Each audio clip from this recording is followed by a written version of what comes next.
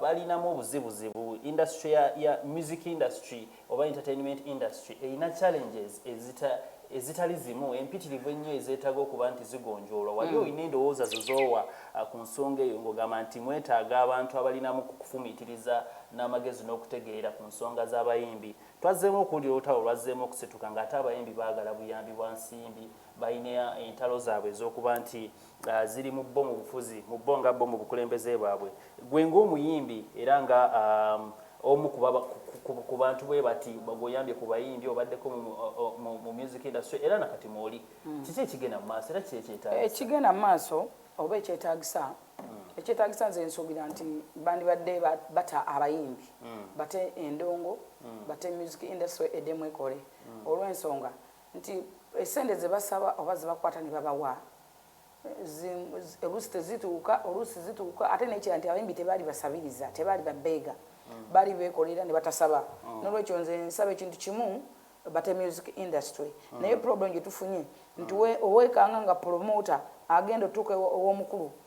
ajja kweyogerera nga ye wajja kwogerera abapromota ekyokubiri nti sente zasaba kati nga sente zebagenda okufuna milioni 5 6 7 tewali wano kivulu kyali kizikoze even ebibiri oba 10 mulundi gumu olina afuna amagoba ga milioni 2 tekibangawo kati agenda okulaba nga ate agenda funa 5 mulundi gumu agenda funa 6 omulundi gumu otasobola kukiza ndongo kugita aba ayagala abeeraawo afuniraawo ng'aliraawo nosanga tulinamu abakulembeze abayita abakulembeze b'abayimbi tebateeseteese bukiiko bulungi tebategese bukiiko bulungi tebalambika nsonga abantu abogerera abayimbi si bayimbi kinajjukirwa nti bakibuuka babadde boogerera abayimbi ate abo badulamakita si bayimbi omuyimbi asigala muyimbi omuzannyi wa katemba asigala muzannyi wa katemba omulusi w'ebibbo n'ebikapu asigala mulusi wa bikapu naye bano bagenda ne bakwata union ne bagigata ne wuma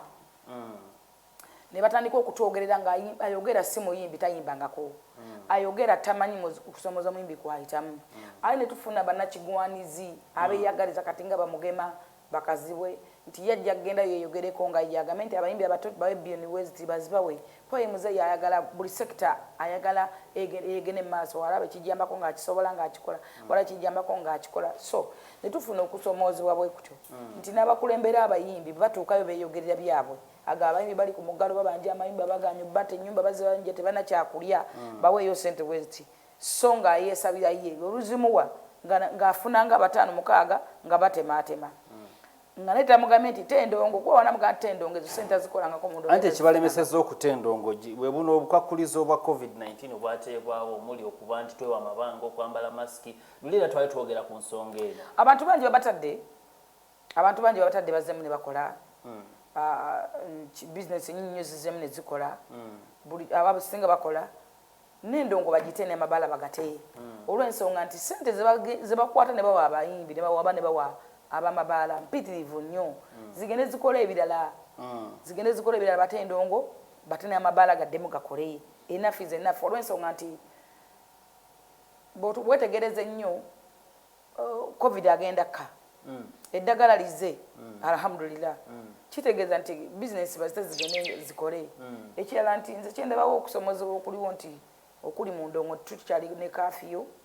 okusina tebwadde bukyaliwo endongo eyinza obutateebwa naye bano abagikutte obubi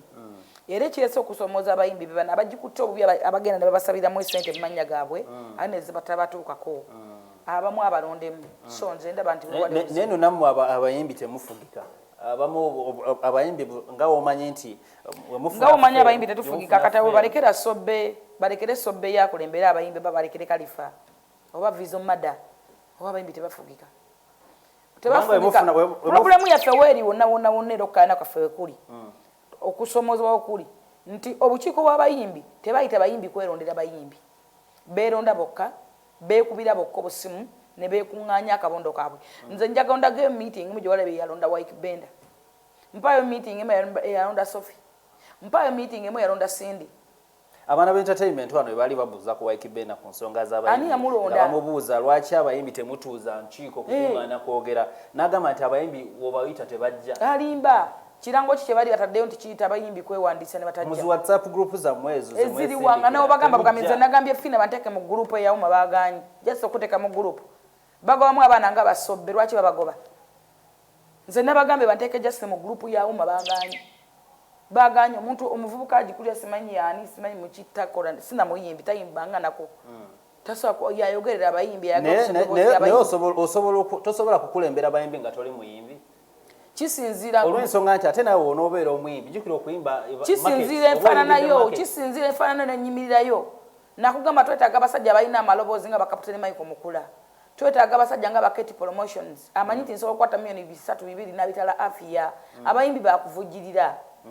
twetaaga abantu nga wonogamba nti baba mama fiina oba twetaaga bambasada nga Katumba Wamala nga ka Jeno Kayanja like Jeno Salent oyo yakulira abayimbi kuba abayimbi bakuvujjirira omulimu gwaffe gwakuvujjirira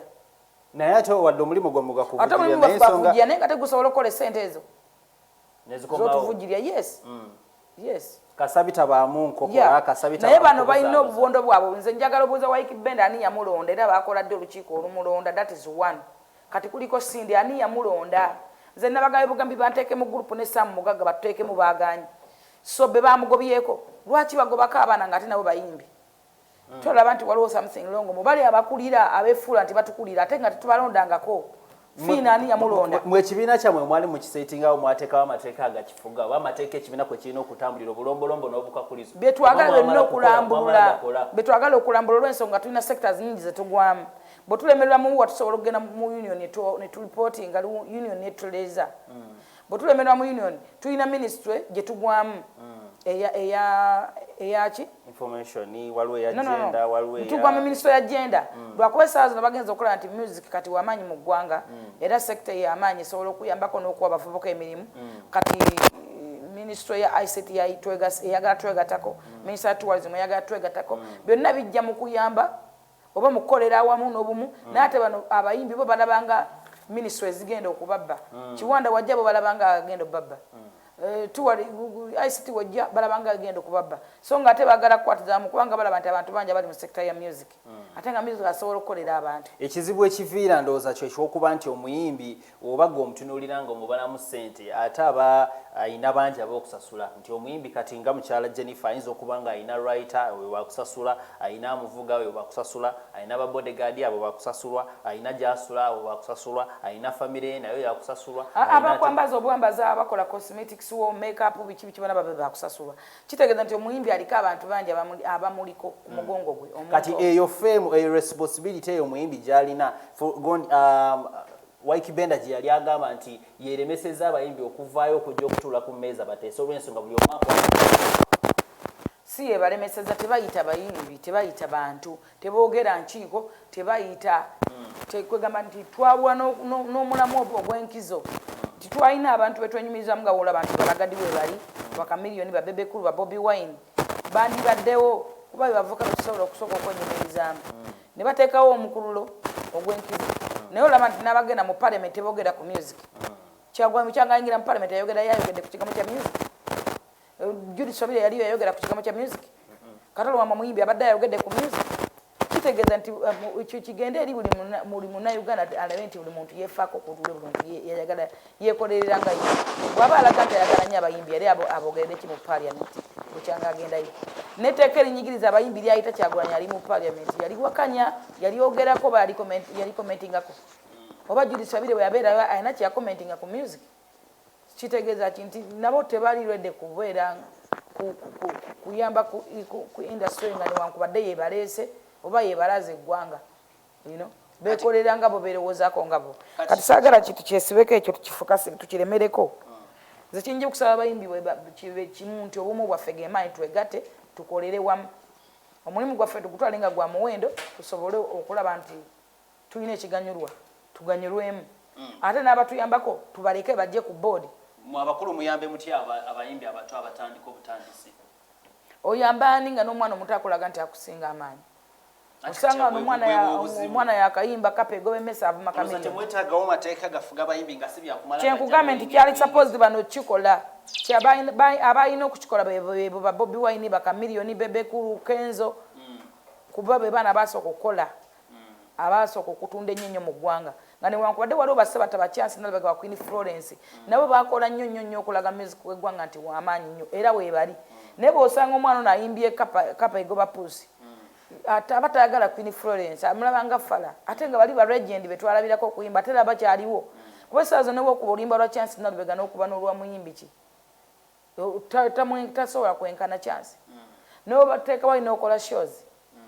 tasobola kwenkana chance n'olwekyo nti tulina okusomoozebwa okwo tulina okulaba nga tajjamu zezo no ensonga ezikwatagana ku bya entertainment oba ensonga ezikwatagana ku bayimbi bingi ebigenda mu maaso mu sekita ebyetaaga okuba nti bistreamlining oba okuba nti bitereza nga mukyala Jennifer watunyonyodde nti oba oli awo music industry na entertainment industry otwaliza wamu mwetaaga okuba nti wabaawo policies ezirina okugobererwa nga si byakumala gaveeri n'ojja n'otandika kukola bintu byo gwe nga bw'obyagala na kuyita media n'otandika okuba nti ogigamba ebintu by'oyagala wateeka okubaawo nti waliwo amateeka galina okugobererwa kubanga nga bwatunyonyodde nti industries oba ministries ez'enjawulo zivuddeyo kuba nti zeegatta ku bayimbi